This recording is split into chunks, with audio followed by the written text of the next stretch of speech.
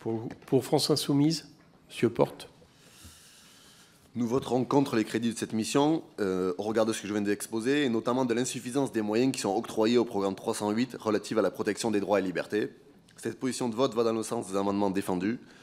Nous avons pris note de l'augmentation, certes, des budgets de la Haute Autorité pour la transparence de la vie publique, de la CNIL et de l'Autorité de régulation. Toutefois, les crédits prévus pour le défenseur des droits sont largement en deçà des besoins de cette institution, surtout quand on connaît le recul du respect des droits de l'homme et des libertés fondamentales dans notre pays. Le défenseur des droits assure un rôle institutionnel original et unique, qui le place de façon concrète au service de la défense des droits fondamentaux et des libertés individuelles et des citoyens. De plus, en 2022, je rappelle que le Parlement a confié au défenseur des droits un nouveau rôle, la protection et l'accompagnement des lanceurs d'alerte, ce que la faible hausse des crédits, 3 millions d'euros, peinera à couvrir selon nous. De plus, avec l'entrée en vigueur de la LOPMI et la future loi sur l'immigration, dont les mesures ont déjà fuité et présentent un recul immense des droits des étrangers et des demandeurs d'asile, les avis de la défenseur des droits seront indispensables et permettront d'éclairer nos travaux. Même constat concernant le contrôleur général des lieux de privation que je viens d'évoquer. Et pour toutes ces raisons, nous voterons contre les crédits de cette mission.